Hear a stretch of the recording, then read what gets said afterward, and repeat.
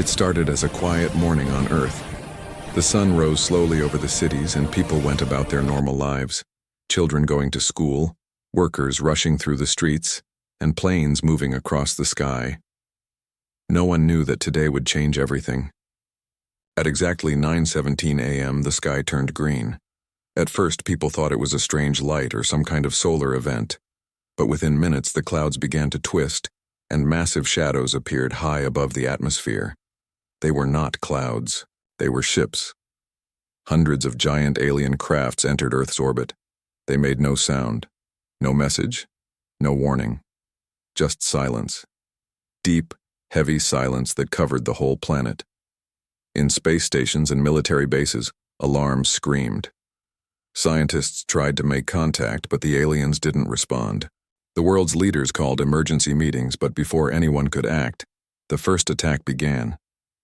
Beams of white light shot down from the alien ships, burning cities in seconds. Communication satellites fell from orbit. Power grids collapsed. The world went dark. Dr. Aidan Cross, a young scientist working at the Global Research Center in Geneva, watched in shock as screens went black one by one. He tried to send a message to other stations, but the network was already gone. Then he saw something strange. Every alien strike hit a communication hub or data center first. They weren't destroying everything. They were cutting off humanity's voice. Within hours, Earth's armies tried to fight back, but human weapons had no effect. Missiles exploded against invisible shields. Fighter jets vanished in blinding flashes of light. People ran, screamed, and prayed. The planet was falling apart, but deep inside the research center, Aidan refused to give up. He connected the last working computer to an old satellite system, one that the aliens hadn't found yet. With shaking hands, he sent one final encrypted message into space. "If anyone hears this," he said softly, "humanity is not finished. We will rise again." As the center's roof broke apart and the alien light fell through, Aidan looked up. The world he knew was gone, but in his eyes there was still fire, a fire that no alien weapon could destroy. That day, Earth fell, but humanity's spirit did not. Days turned into weeks. The world was silent. The great cities, New York, London, Beijing, Delhi, were now only ashes and ruins. The sky stayed covered in a green mist, glowing from the alien ships that hovered high above like cold watchers. Humanity had fallen, but not all were gone. Far from the burning cities, deep in the mountains and under the ground, small groups of survivors hid and waited. They were soldiers, engineers, doctors, farmers, and even children, anyone who had escaped the first wave. Among them was Dr. Aidan Cross, the same scientist who had sent that final message before Geneva was destroyed. He had survived, pulled from the rubble by a team of soldiers who refused to abandon hope. They took shelter in an old military bunker under the Alps. The place was dark, cold, and half-broken, but it was safe. The survivors called their group the Last Dawn. Each night they listened to the strange hum of alien machines above the clouds. They had no way to fight, no contact with other survivors, and food was running low. Still, no one wanted to surrender. Aidan worked day and night studying pieces of metal and wires taken from a fallen alien drone. The soldiers had shot it down weeks ago during a patrol. The technology was beyond human understanding, glowing circuits, shifting metals, and strange energy cores. But Aidan noticed something. The alien drone carried messages, coded transmissions that repeated again and again. When he finally broke part of the code, he froze. The message said, "Purge order, species 7B. Unstable. Emotion equals chaos. Humanity must not spread beyond origin world." He realized the truth. The aliens didn't come to rule humans.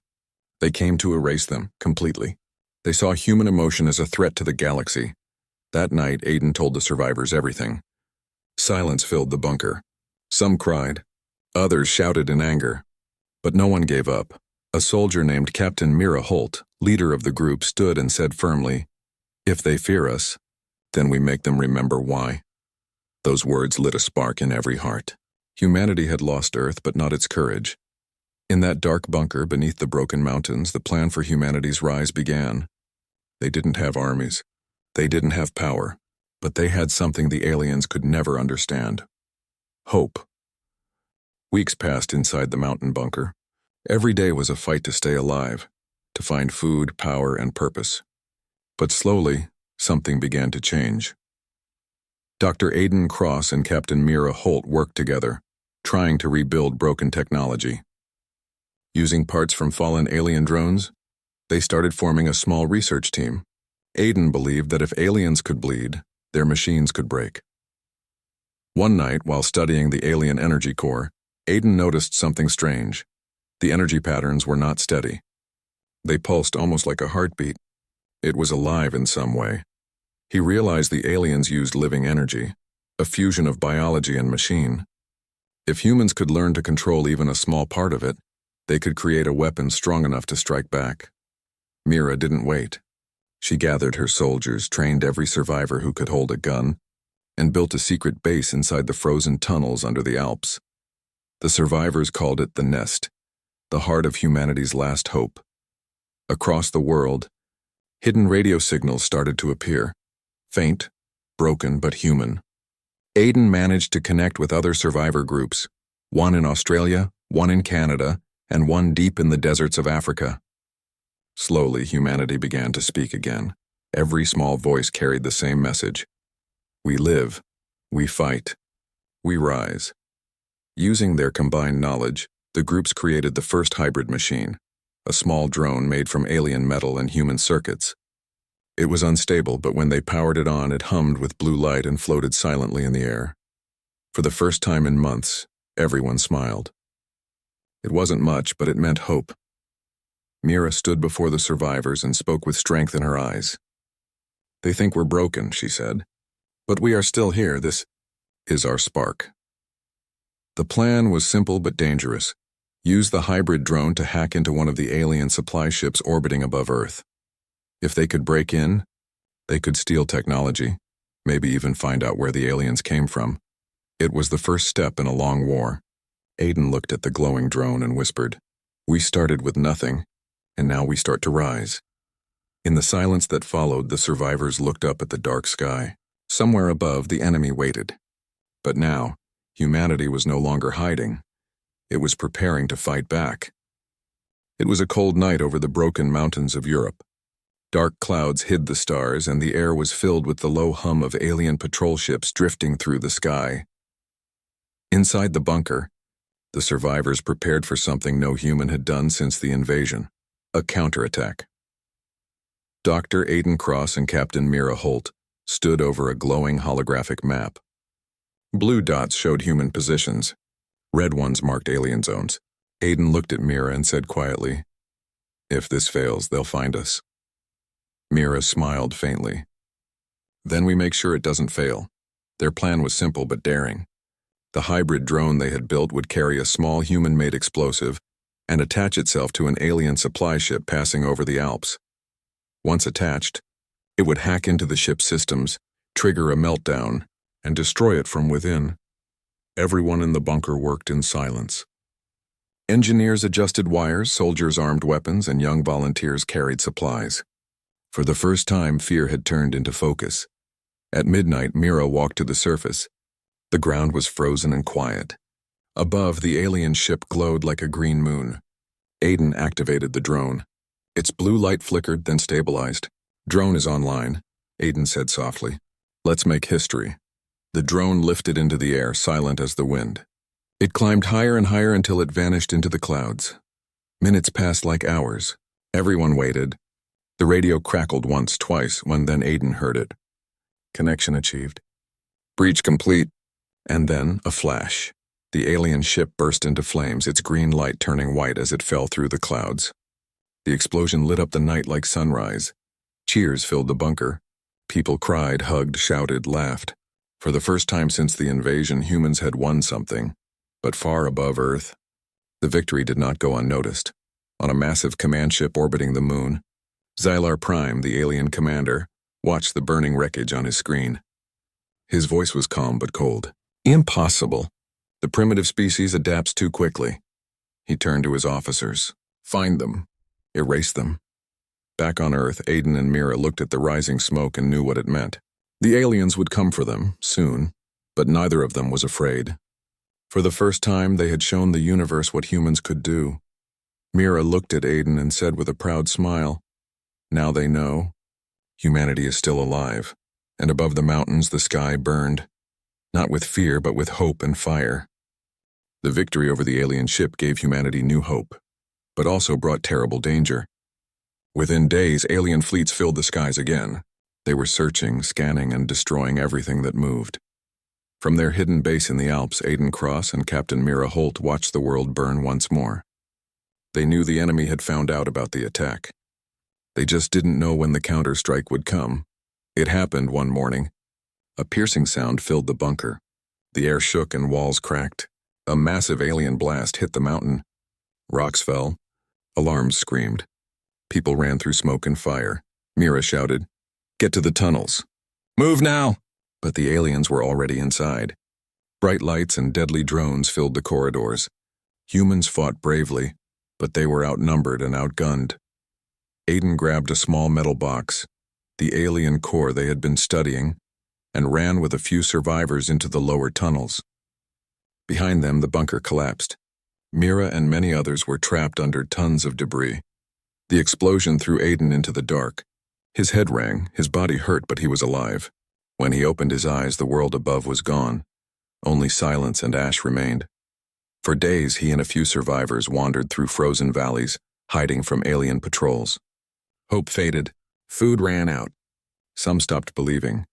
Then one night they found something in the ruins of an old alien ship, a broken command core, still glowing faintly. Aiden studied it and realized it could connect directly to the alien network.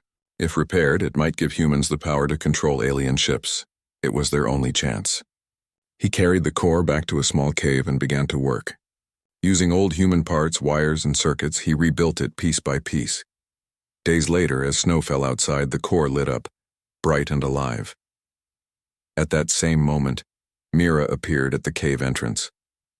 She was covered in dust and scars, but smiling. "You didn't think I'd die that easily, did you?"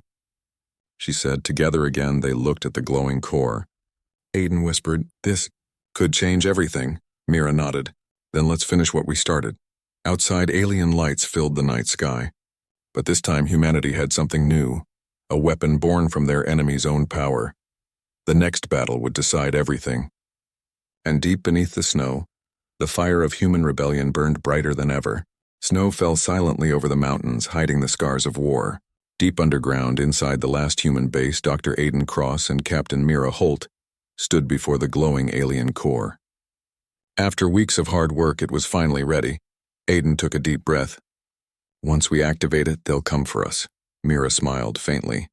"Then we'll be ready for them." Using human-made circuits and alien energy, Aiden connected the core to an old satellite system.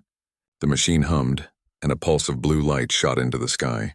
The signal spread, across mountains, across oceans, reaching every hidden human outpost on Earth. All over the world, survivors heard the same message. "This is Dr. Aiden Cross. Humanity stands again. Rise and fight." And for the first time since the invasion, Earth answered back. Across deserts, jungles, and frozen cities, humans armed themselves. They repaired ships, rebuilt drones, and prepared for war. Old military ships rose from the ashes, their hulls broken, their weapons rusty, but their flags still shining with Earth's symbol. Then the sky turned green once more. The alien fleet descended. Aiden and Mira stood on the command deck of their rebuilt ship, the Phoenix. Above them, hundreds of human fighters formed a loose formation, their engines roaring like thunder. Mira's voice echoed through the radio. "They wanted to erase us, but we are still here, for Earth, for humanity. For the rise!" The battle began. Blinding lights filled the sky. Alien beams tore through clouds and human missiles streaked upward. The aliens were stronger, faster, but humans fought with something the aliens never understood: emotion, rage, hope, and unity. The Phoenix took heavy hits, but Aiden didn't stop. Using the alien core, he hacked into their fleet network. The alien ship started to glitch, shields flickering. Mira shouted, "Now, Aiden, do it!" Aiden hit the final command. The core pulsed once, then exploded with a surge of blue light that spread across the battlefield. Alien ships froze in midair. Then one by one they fell. Xylar Prime on the alien command vessel screamed as his systems failed. His last words echoed through the static. They were not supposed to win. The explosion lit the sky brighter than the sun. Silence followed. And then, cheers. All across the battered world, humans stood and looked up. The war was over. Earth was scarred but alive. Aiden turned to Mira and smiled. We fell, we bled, but we rose. Mira looked at the rising sun and whispered, "Humanity always does." And as dawn broke over a free Earth, the message spread through the stars. We are humanity. We survive. We rise.